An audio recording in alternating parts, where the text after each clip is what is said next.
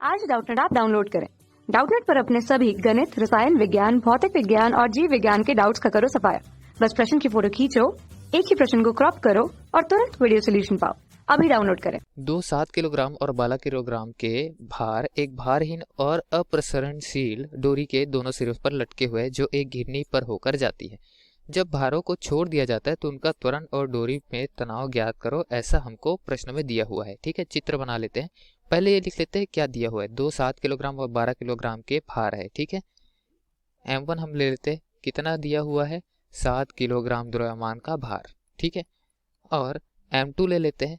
तो ये हमको द्रव्यमान दिया हुआ है, किलोग्राम भार दिया हुआ है, मतलब इसका गुरुत्वीय त्वरण से अगर गुणा करें तो भार भी निकल करके आएगा न्यूटन पे। तो 12 किलोग्राम का हमको M2 दिया हुआ है और ये एक घिरनी से लटके हुए है, ऐसा प्रश्न में कहा गया। तो ये एक घिरनी का निर्माण कर लेते हैं हम। ठीक है, एक घिरनी है, इससे लटका हुआ है वो। ठीक, और घिरनी जो है वो घर्षण रहित है, ऐसा भी प्रश्न में कहा गया है। तो ये घिरनी का निर्माण हमने कर लिया। अब यहाँ पर डोरी बना लेते हैं दोनों सिरों पर। ये एक डोरी है। अब उसके बाद ये दूसरी डोरी हो गई। दोनों पर जो है वो भार लटके हुए। कौन कौन से भार लटके हुए? भार का मान क्या दिया हुआ है? एक का 7 किलोग्राम, एक का 12 किलोग्राम। अब इसको अभी हम मुक्त अवस्था पर नहीं छोड़े हुए हैं। ठीक है, चलिए मान लेते हैं कि ये 7 किलोग्राम वाला है, M1 है, और ये M2 है 12 किलोग्राम। अभी हमने इसको जकड़ा हुआ है ताकि तनाव ना लगे। ठीक है, नीचे से पकड़ रहे हैं। जब हम छोड़ देंगे तो डोरी में तनाव की गणना हमको करनी है। ठीक है, त्वरण और डोरी में तनाव की गणना करनी है। चूंकि 12 किलोग्राम वाला भार 7 किलोग्राम वाले भार से अधिक है, अतः 12 किलोग्राम वाला भार नीचे की ओर गति करेगा, लेकिन ऊपर की तरफ तनाव बल लगेगा जो 7 किलोग्राम वाले भार को खींचने के लिए यहाँ पर तनाव उत्पन्न करेगा। ठीक है, अब दोस्तों जैसे ही दोनों पिंड को हम मुक्त करते हैं तो दोनों की गति किस तरीके से होती है? ये अधिक भार है, ये नीचे की ओर जाएगा, ये कम भार है, इसको ऊपर की तरफ खींचा जाएगा इसके द्वारा, ये अधिक भार के द्वारा। ठीक है, तो अधिक भार जो है वो नीचे की तरफ बल लगाएगा 12 किलोग्राम के द्रव्यमान के लिए। 7 किलोग्राम के द्रव्यमान के लिए बल भी नीचे लग रहा होगा, लेकिन इसकी गति ऊपर की तरफ होगी। मान लेते त्वरण जो है वो A त्वरण है। ठीक है, अब दोनों पर एक समान त्वरण होगा, इस पे ऊपर की ओर होगा, इस पे नीचे की ओर होगा।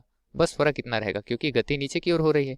ठीक, तो वेग में परिवर्तन की दर त्वरण होता है। वेग इसके नीचे की ओर होगा, इसका ऊपर की ओर होगा, और वो वेग जो है वो समय के सापेक्ष बढ़ते जाएगा, परिवर्तित रहेगा, अतः त्वरण लगेगा।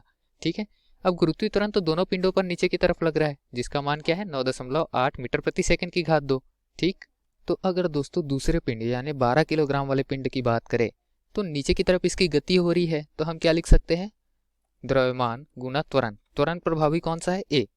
तो द्रव्यमान गुना त्वरण बराबर क्या हो जाएगा? इस पे कुल बल कितने कार्य कर रहे हैं? एक तो नीचे की तरफ भार कार्य कर रहे हैं, जिसका मान क्या है?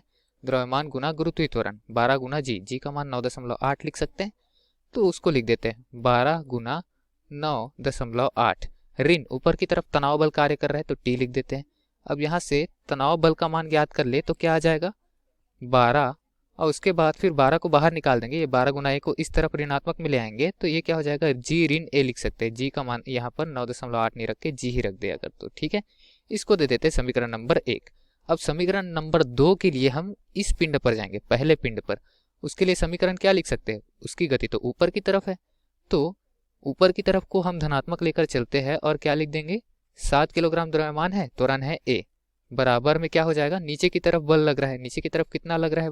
द्रव्यमान गुना गुरुत्वीय त्वरण, तो उसको ऋणात्मक लेंगे क्योंकि उसकी दिशा विपरीत है। तो 7 गुना जी लिख लेते हैं, और ऊपर की तरफ ही तनाव बल भी लग रहा है। ठीक है, T, उसको भी लिख लेंगे, T ऋण 7 गुना जी। तो इस तरीके से T बराबर क्या लिख देंगे? T बराबर 7 को बाहर निकाल देंगे, A धन जी लिख लेंगे। ठीक है, ये लिख सकते हैं। अब यहाँ हमको दो समीकरण प्राप्त हो गए, दो अज्ञात राशि है T और A, तो हम मान ज्ञात कर सकते हैं। यहाँ पर जी लिखना था वैसे हमको। ठीक, तो A धन जी लिख लेते हैं यहाँ पर, और ऊपर में जी ऋण A लिखा हुआ है हमने। उसके पश्चात क्या करेंगे? दोनों समीकरणों को हम एक दूसरे के समतुल्य मानेंगे क्योंकि दोनों का जो बायां पक्ष है वो एक दूसरे के बराबर है। तो इस तरीके से क्या लिख सकते हैं? 12G ऋण 12A बराबर 7A धन 7G। अब A वाले पक्ष को एक तरफ, G वाले पक्ष को एक तरफ लेकर चलते हैं तो यहाँ से A का मान ज्ञात हो जाएगा, और मान A का रखेंगे किसी भी समीकरण में तो हमको वहां से T का मान भी प्राप्त हो जाएगा। ठीक है, तो 7G को इधर लेके जाएंगे, वो ऋण हो जाएगा, तो 12 में से 7 गया, 5G हमारे पास आया। ये 12A को इस तरफ ले जाएंगे तो वो धन हो जाएगा। 12 में 7 जोड़ेंगे दोस्तों तो हमारे पास क्या आ जाएगा? 19A। तो यहाँ से A का मान निकालना है हमको। A बराबर क्या हो जाएगा? 5/19 गुना G। ठीक है, जी का मान 9.8 ले लेंगे तो ए का मान यहाँ से हमको प्राप्त हो जाएगा। ठीक है, ए बराबर कितना आएगा हमारे पास, त्वरण का मान आएगा हमारे पास में 2.57 मीटर प्रति सेकंड की घात में 2। ठीक है, ये तो त्वरण का मान आ गया। हमको प्रश्न में त्वरण का मान ज्ञात करने नहीं बोला था, तनाव ज्ञात करने बोला था। खैर, त्वरण ज्ञात करने भी बोला था तो उसका मान हमने ज्ञात कर लिया। अब तनाव हमको और ज्ञात करना है। ठीक है, तो ये हमारा उत्तर है दिए गए प्रश्न के लिए। और तनाव का मान ज्ञात करने के लिए क्या करेंगे, कोई भी एक समीकरण उठा लेंगे। जैसे कि ये समीकरण उठा लिया दूसरा, तो टी का मान हमको ज्ञात करना है। टी बराबर ए धन जी है 7 गुना, तो टी बराबर ए का मान क्या लाया है हम 2.57 धन जी का मान क्या होता है 9.8। इसका गुना करेंगे द्रव्यमान से 7 से, तो यहाँ से तनाव का मान ज्ञात हो जाएगा। टी बराबर क्या आ जाएगा, गणना करने के पश्चात हमने निकाला कि जो टी है तनाव है उसका मान आएगा 86.64 न्यूटन। ठीक है, ये तनाव का मान है और ऊपर हमने त्वरण का मान निकाला हुआ है। मतलब जो प्रश्न में हमसे पूछा गया था उसका हल हमने यहाँ पर निकाल दिया। धन्यवाद। कक्षा 6 से 12वीं से लेकर नीट, IIT, JEE वो एडवांस के लेवल तक 1 करोड़ से ज्यादा छात्रों का भरोसा। आज ही डाउनलोड करें डाउटनेट ऐप या व्हाट्सएप करें अपने सारे डाउट्स 8400 400 400 पर।